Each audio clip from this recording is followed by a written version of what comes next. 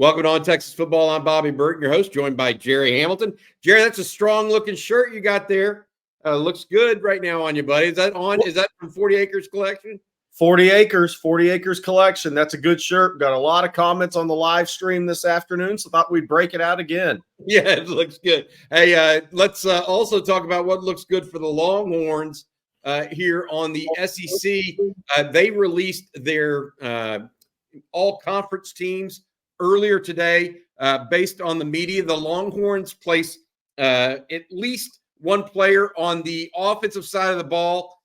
Nobody on the defensive side on the first team. Bert Auburn, the kicker, also makes first team all conference. But let's take a look at this offense first and foremost and talk about the offensive first team here. Obviously, Kelvin Banks, one of the tackles on this squad. But, Gerry, what really stands out to you about this all-SEC team? So I said this on the live stream earlier. We're not in the Big 12 anymore.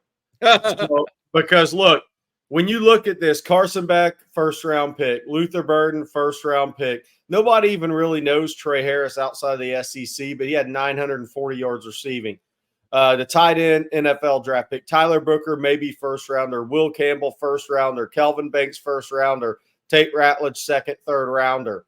Tyler Booker could be a first-rounder after this year. The talent in the league, and that's kind of one of the points I made, Bobby, earlier today was, look, it's okay that you don't have a number of guys on the first team. It's the depth of your team that really shows up. Because when we get to defense, it's the same thing. If you have second team guys, that's not a slide on your guys. This is an extremely talented conference. If you're a first team guy, there's a 7-11, 8-11 chance you're going in the first round. Yeah, and so Kelvin Banks, the only Longhorn on this first team list. The second team list is a little bit different, Gerry. Longhorns get a little bit bigger representation. Quinn Ewers at quarterback, C.J. Baxter at running back, Isaiah Bond at wide receiver. You look at the rest of the group, no offensive linemen for Texas make the second team. What do you think about this group as a whole? Yeah, I think one of the things that popped out to me is, Nick Saban's a big fan of Cedric Baxter, right? The running back's so interesting in the league because, and we'll look at who the second team guy is. Montrell Johnson from Florida. The first team guy was Travis Etienne at Georgia. You know what's crazy about that? Etienne wasn't the starter at Florida last year as Montrell Johnson. But yet, the best teams do get more of the guys ranked higher, right? So that stood out to me, that the first running back that was voted on the most was Travis Etienne. He didn't start over Montrell Johnson at Florida last year, so that stuck out to me.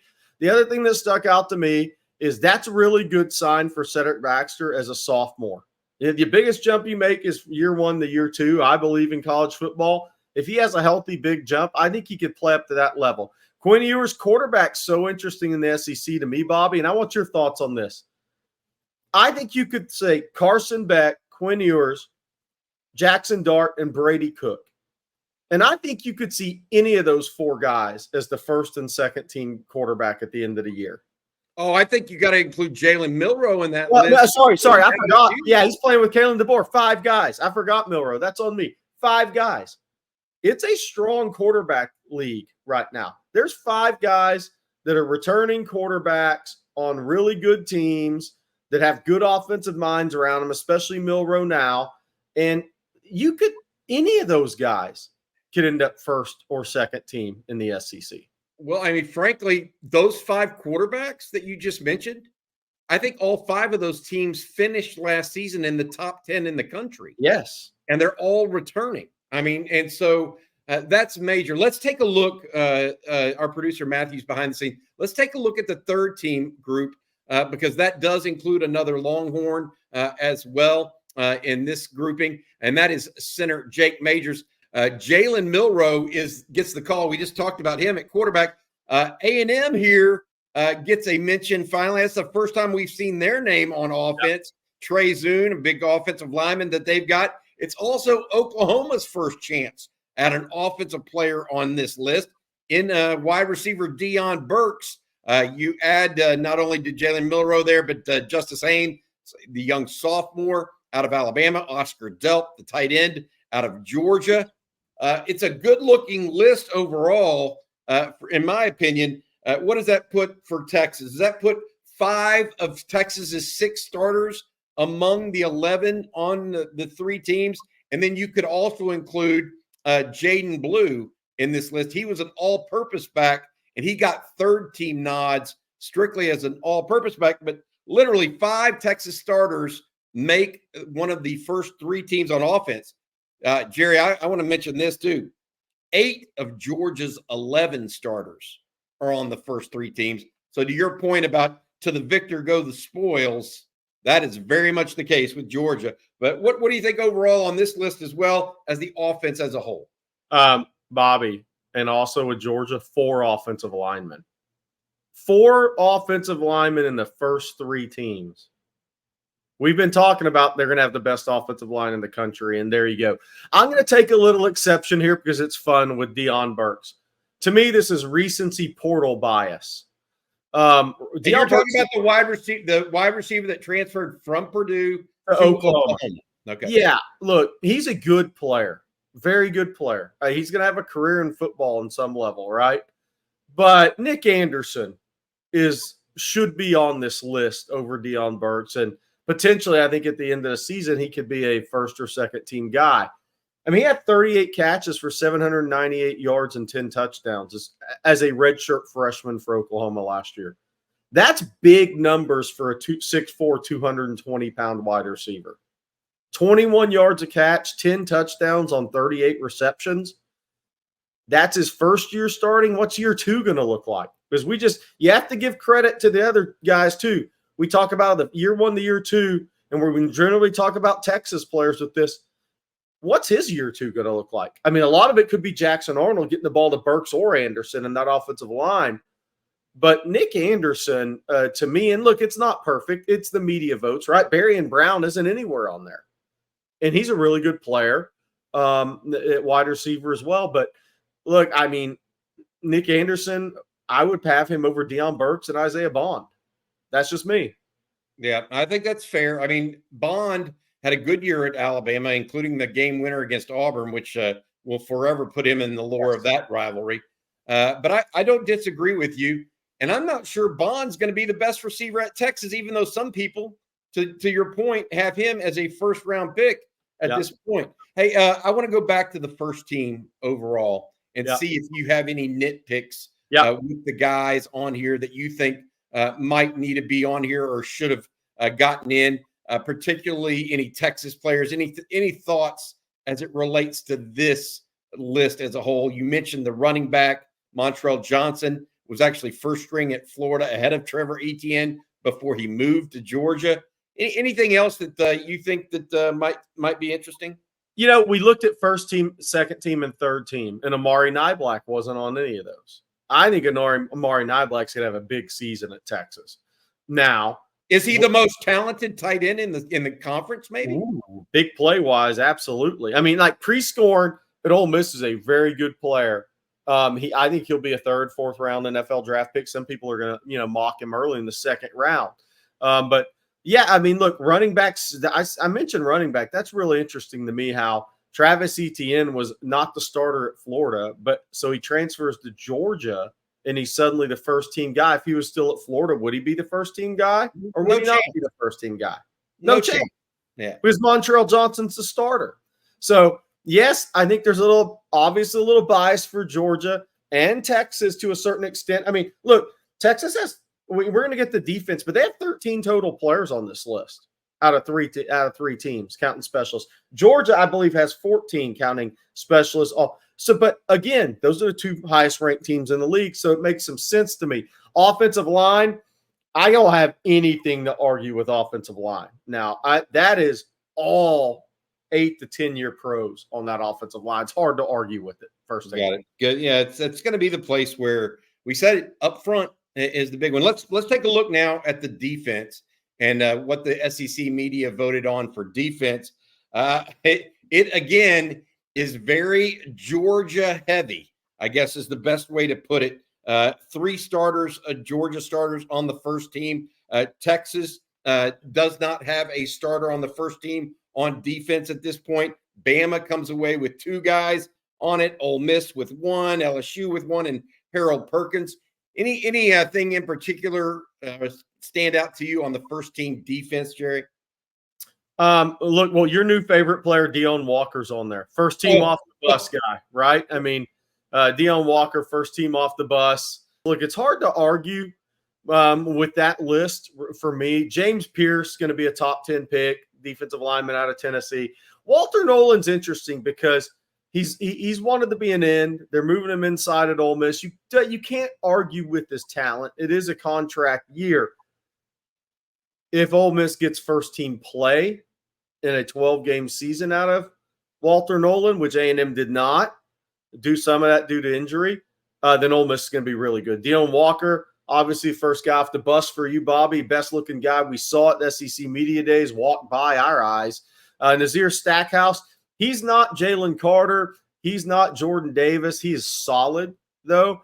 Harold Perkins, what's interesting about Harold, statistically, stats went down moving inside the last year. It'll be interesting to see him in year 3 with about 10, 12 pounds of added weight. Danny Stutzman, hard to argue with that production.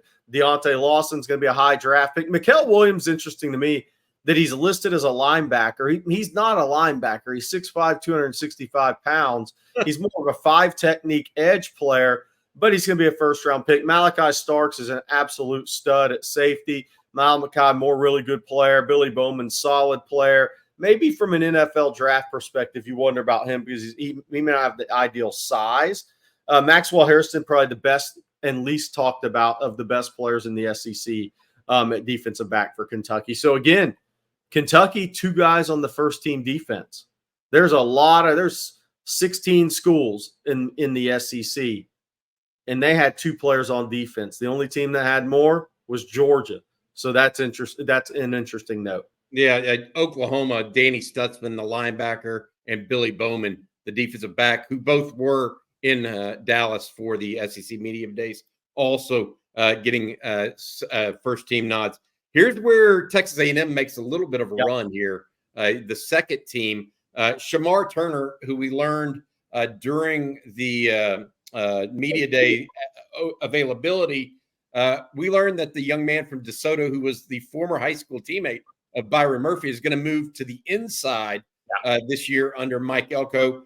Yet he gets a second team nod along with Nick Scourton, the transfer from Purdue, Landon Jackson. We talked to him. That is the brother of Texas commit Lance Jackson. Tim Smith, defensive lineman. Jared Ivey, another defensive lineman from Alabama and Ole Miss as well. And this is where Texas makes a little dent on defense. This run right here. Look at this. Anthony Hill at linebacker gets second team nods. And then 3 Texas defensive backs, Jahdae Barron, Andrew Makuba, and Manny Muhammad. That's pretty impressive from the Longhorns. No, it absolutely is. And so what's that going to cue up the Texas fans of no excuses in the secondary this year? Yeah. 3 guys on the second team for the media choices for all SEC, right? Look, Shamar Turner's always been an inside player, 3 technique to me long term. So I think that's going to be a very good move for his draft status. If him and Scourton line up next to each other, good luck. That's a first rounder and a potential first or second round pick. Landon Jackson, he was 235 coming out of high school. He's 275 now. Looks really good. Tim Smith is a monster physically over the ball. Jared Ivey, one of the most impressive guys at SEC Media Days, talking to the media. That guy talked like a 10, 12-year pro that was going to have a TV career after that. Very impressive. But Anthony Hill, look, he's the one player in offense or defense that I kind of circle and say, if he makes a jump from year 1 to year 2, he could end up being an all-SEC first-teamer, depending on how this LSU coaching change goes in the defensive coordinator and how that impacts Harold Perkins positively, or does he can level out a little bit. But Anthony Hill is a guy that I look at as first-team capability. Smell Mondon, again, very talented athlete for Georgia. But Jahdae Barron, Andrew Makuba, and Malik Muhammad. I think Manny Muhammad for sure is that level guy. I think Makuba has the ability to be that level guy. I think it'll be interesting to see, long term, is Jahdae Barron that guy, or is he more of a third-team guy? Because the interesting thing with Barron to me is Jalen Gilbo continues to get a lot of positive words from Steve Sarkisian. And I'm not saying Jahdae Barron's not going to be a starter. He was obviously at the media day. But my question is, how much is Gilbo going to play? How much are those guys going to rotate? And part of that would be to keep Barron fresh. But if they rotate those guys more, Barron's not going to end up putting up the numbers to be an all-SEC player. I think I would agree with you. They were very, very high on Jalen Gilbo at the Texas Media Day. And that follows on to Steve Sarkisian talking so positively about him out of spring too, Jerry. So this isn't just a one-hit wonder. It's been a consistent rise, consistent discussion of Jalen Gilbo. All right, let's look at the third team. Only one Longhorn on the third team, and that's a newcomer, Trey Moore, the defensive end edge prospect, comes from UTSA with 14.5 sacks. The others, Tim Keenan out of Alabama, Princey Umamalian out of Ole Miss. He's a transfer as well from Florida by way of Manor High School in Manor, Texas. Then we have Tonka Hemingway to round out the defensive line. Jamon Pop Dumas Johnson at Kentucky, Jahad Campbell, Eugene Asante at Alabama and Auburn. Then you have some guys in the secondary, Damani Jackson, the USC transfer to Alabama, Dalen Everett, yet another Georgia guy, Jason Marshall at Florida, Keon Saab at Alabama, and Nick Emanawari at South Carolina. Jerry, you look at this list, anything stand out in any Longhorns you surprised didn't make any of these lists? Didn't make it? No. No, I'm not surprised any Texas defensive player didn't make it. I think Trey Moore's a really good pick there. Could Ethan Burke have found his way in there? Maybe. He'd probably be honorable mention guy right now. He'd be the guy that could make a jump from year 2 to year 3, being a young football player that was a lacrosse player, one of the best in the country. So we'll see. Does he make a jump and get in there? What was interesting about this third team to me is Princey Emmanuel transferred from Florida. Trey Moore transferred from UTSA. You think Georgia was talented? Pop Dumas Johnson transferred from Georgia. Damani Jackson transferred from USC. Keon Sabb transferred from Michigan. And by the way, everybody talks about all the guys that transferred out of Alabama. I think this is why Alabama may be being slept on. And I think we're going to get to the team rankings. Alabama had some pretty good transfers in as well. Yeah, they did. All right. Overall, Texas had 5 starters on offense make the first, second, or third team. They also added, and this is important, Bert Auburn was a first-teamer at punt or at kicker. Then you also had Will Stone as a kickoff specialist. He was second team in that. And then Jaden Blue as an all-purpose back was third team. 5 offense, 5 defensive starters, and then those other guys added as well. Georgia, to your point, Jerry, led the way with 8 of their 11 starters on offense and 6 of their 11 starters on defense. Bama had the second most with 13. 6 of their offensive starters and 7 of their defensive starters, which leads us to this next part, the overall team rankings. That was also voted on by the media earlier today or over the week and released earlier today. Texas comes in second in the league behind Georgia. Georgia, the prohibitive favorite, Jerry, they got 3,330 points. Texas had 3,041. Bama and Ole Miss were next at 2891. Ole Miss at 2783. And then there was a big drop-off from 4 to 5. LSU, Missouri, Tennessee, and Oklahoma all in there tight between 2,300 and 2,000. Then you had the next group of A&M, Auburn, and Kentucky from 1,600 to 1,300. Florida at 1,100 plus. Then you had South Carolina, Arkansas, and Mississippi State next, followed by Vanderbilt The Commodores, it wasn't even close. My friend, they do not have a great looking class right now, or a great looking outlook on the 2024 season. Texas, of course, goes to Nashville later this year. What are your thoughts on how this kind of broke out, Jerry, and maybe a little bit about the demarcation of certain lines where people seem to think the top four were the top four, and then there was a group after that were next? What are your thoughts? Yeah, I'm a little different. So I kind of think of it in tiers right now. I think Georgia is tier one. I think they're the heavy favorite. And I think because their offensive line is going to travel.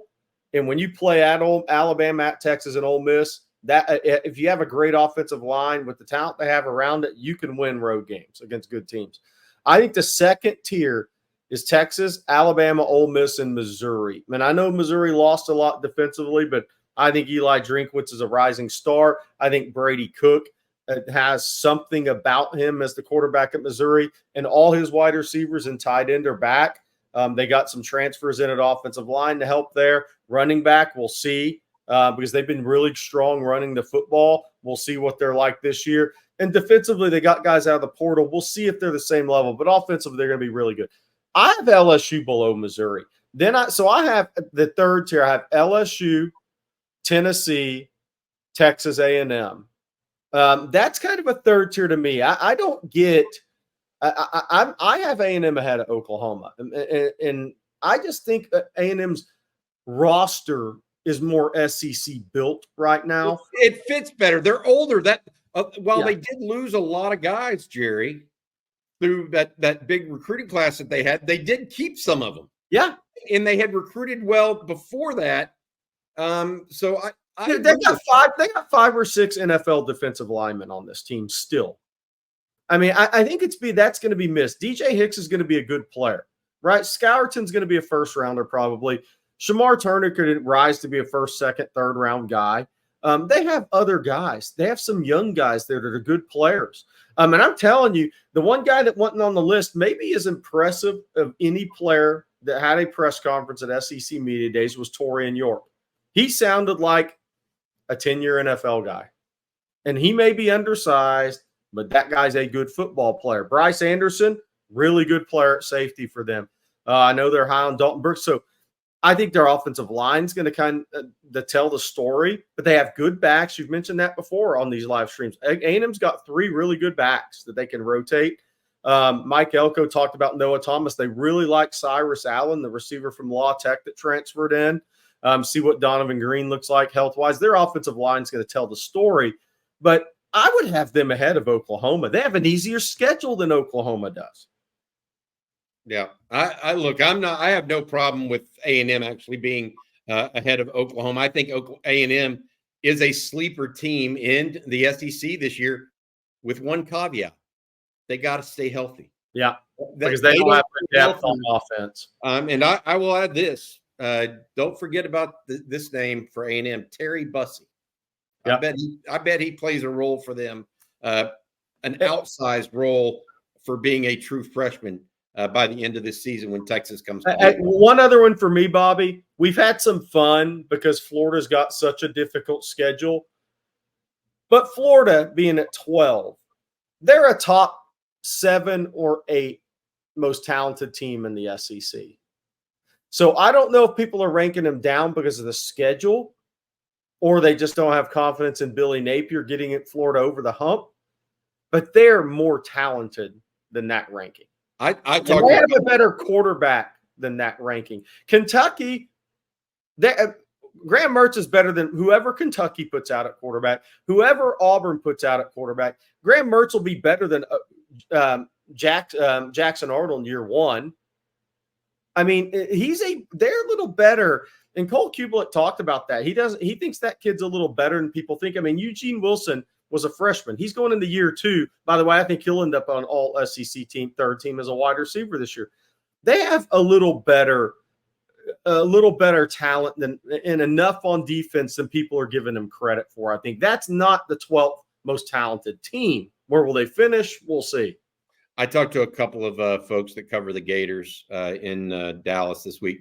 They are not satisfied with Billy Napier. Right. It just seems like everything he does, he did so well at Louisiana Lafayette too, but it just seems he's not done great at Florida. I will add this: if he can get out of this year, he's recruited fairly well, and he's got Derek Lagway waiting in the wings to take over at quarterback. He's got a chance.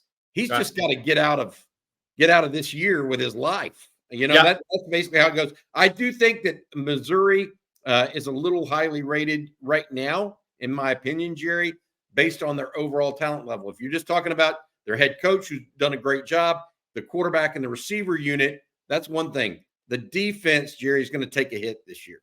There's no two ways about it. Last year, that defense was pretty stingy overall for a Missouri defense. They lost some to the NFL draft. Hey, right, Bobby, let's final thoughts? Yeah, I was going to ask you for final thoughts before we let people go today. Yes, let's look at this one more time. If you take this at face value, Texas has a great schedule year one in the SEC. Texas plays 16 Vanderbilt on the road, 15 Mississippi State at home, 14 Arkansas on the road, 12 Florida at home, 11 Kentucky at home. Yes, you have 1 Georgia. Yes, you have 8 OU neutral. And yes, you're 9 A&M at A&M. But if you take this at face value, Texas has a schedule with their talent level to compete for an SEC championship. Yeah, you don't play 3, 4, 5, 6, or 7. Nope. On that list. That's and by the way, so you miss in your first year in the SEC, Kalen DeBoer, offensive mind going up against your defense, Lane Kiffin's offensive mind going up against your defense with experienced quarterbacks and a lot of talent around them. That's a pretty good place to be year one for Texas in the SEC. Interesting. Good stuff there, Jerry. All right. That's going to do it for today's version of On Texas Football. We wanted to go over this media poll for both not only for the team rankings, but also the individual players. So much to be said. Texas goes back to the practice field or starts practicing July 31st. That's a week from this coming Wednesday. We'll be back at it again. For Gerry Hamilton, I'm Bobby Burton. We'll have the Saturday conversation tomorrow morning. I'm going to sit down with our own Bob Shipley, talk a little football with Coach Ship and see what he has to say. For Gerry Hamilton, I'm Bobby Burton. Hook 'em.